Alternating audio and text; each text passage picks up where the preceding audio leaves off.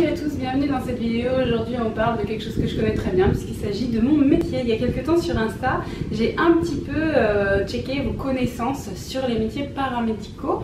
Le mien, kinésithérapeute, orthophoniste, ergothérapeute ou encore psychomotricienne.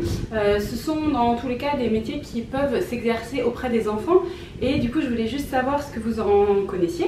Je me suis rendu compte qu'il y avait des choses à éclaircir, donc on va reprendre ces métiers un par un pour ceux que ça intéresse afin de connaître voilà, à quoi ils servent, quelles sont les compétences de chacun de ces professionnels. Et on commence par le mien, j'avais envie d'ouvrir le bal.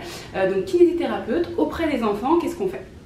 Alors il y a un vaste potentiel d'exercice, on n'est pas toujours tous dans la même structure. Moi j'exerce dans un SSR, donc un centre de suite et de réadaptation qui fait la suite à l'hôpital. Il y a des kinés dans les hôpitaux, il y a des kinés dans des centres d'hébergement d'enfants qui ne peuvent pas être chez eux et qui vivent avec un handicap dans des centres spécifiques.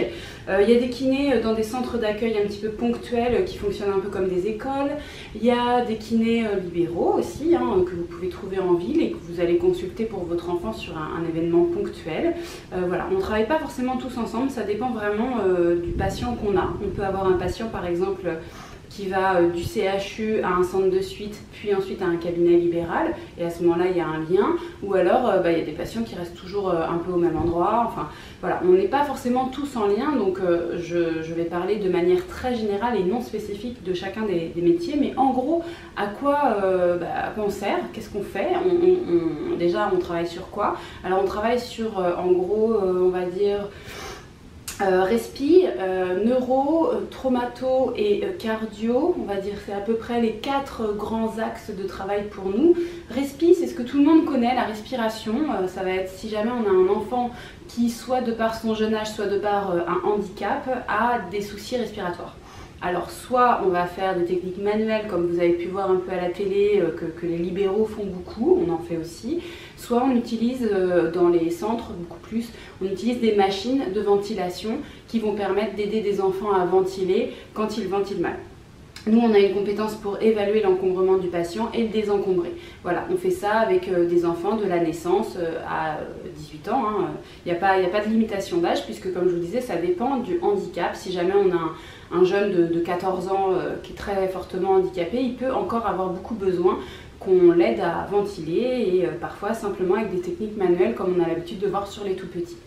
La deuxième chose que j'ai citée, c'était la neurologie. La neurologie, ça va être soit si sur à la naissance un événement, comme il y en a beaucoup, des événements périnataux autour de la naissance où il y a le cerveau qui manque d'oxygène, donc sur cet événement-là, il y a des troubles après neurologiques, soit sur une maladie, quelle qu'elle soit génétique ou pas, soit sur un accident, sur les petits ou sur les plus âgés.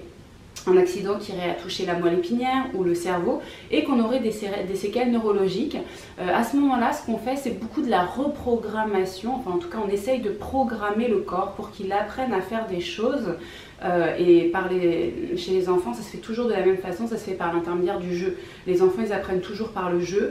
Donc nous, ce qu'on fait quand on a des enfants à qui on doit apprendre à se retourner, à avancer à 4 pattes, à se mettre debout, à marcher, on fait toujours des jeux. Donc avec des hochets pour les plus jeunes, avec des jeux de société pour les plus âgés.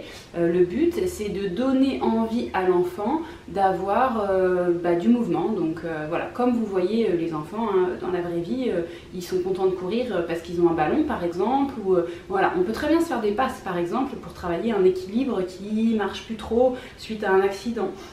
Avec les petits, on peut aussi le faire avec eux, les mettre dans les positions. Et puis une fois que ça tient un peu, faire avec eux. Moi c'est pas du tout rare que je sois en train de faire du 4 pattes au sol avec un petit.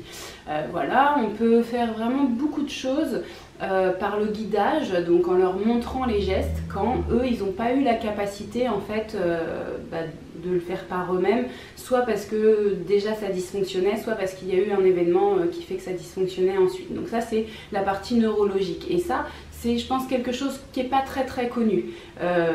Voilà, c'est vrai que la partie respi on connaît bien et la partie neuro je pense que c'est quelque chose peut-être que je vous apprends, dites-moi en dessous en commentaire, mais à mon avis c'est pas forcément la partie la plus connue, pourtant ça représente vraiment je dirais la majeure partie de notre exercice. parce que on va passer après à la partie d'après, la partie traumato. Traumato, c'est quand il y a un traumatisme, donc un accident. Et les accidents, il y en a.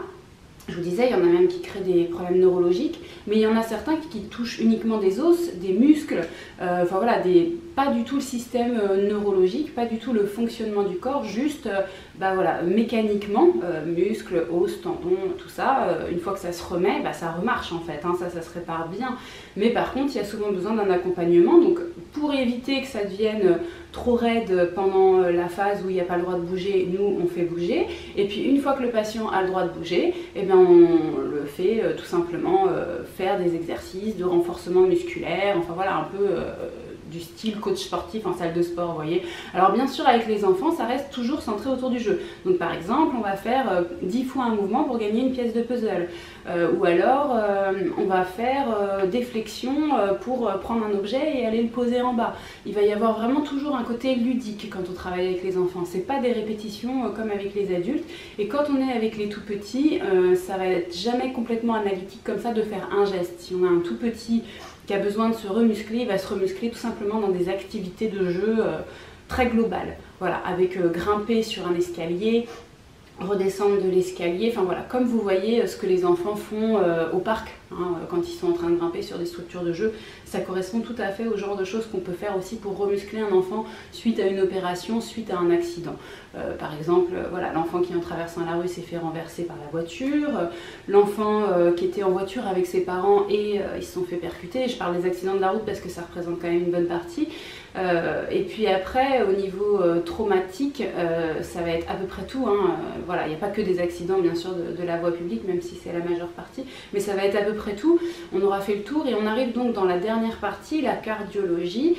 Cardiologie, ça va être le réentraînement à l'effort. Alors ça peut être si sur une maladie, il y a déjà un problème de cœur, qui fait qu'on n'est pas trop habitué à supporter des efforts, mais en général ça ne va pas être isolé, ça ne va pas être juste ça, ça va être au sein d'un contexte global. Donc ça peut être au sein d'un contexte respi, d'un contexte neuro ou d'un contexte traumato, parce que vous imaginez bien que si un enfant à un moment a eu quelque chose qui a fait qu'il ne pouvait pas bouger pendant plusieurs mois, après quand il va recommencer à faire des efforts, il va fatiguer très vite. Et donc nous quand on fait de la cardio, du réentraînement, ça va être d'essayer de maintenir des efforts un petit peu plus longs pour se réentraîner.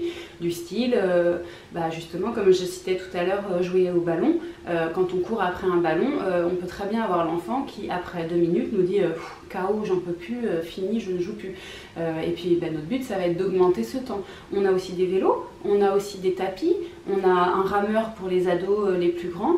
Et quand on est avec des tout petits, on ne fait pas vraiment du cardio. Mais quand on est sur un tapis et que le tout petit, on fait vite la course pour aller à 4 pattes de l'autre côté, vite la course pour revenir, hop, on se met vite debout pour attraper un jouet et vite on refait la course, ou alors on roule sur le tapis, ou alors on glisse sur les fesses, enfin voilà, tous ces petits jeux-là, ça fait aussi bien monter le cardio. Donc des fois c'est comme ça qu'on réentraîne les plus petits à l'effort. Donc ça se fait du coup dans mon centre à moi, mais ça se fait, c'est tout à fait transposable aux autres structures que je vous ai citées au début, et vous pouvez peut-être même avoir des kinés que vous avez déjà vu faire ça en cabinet libéral.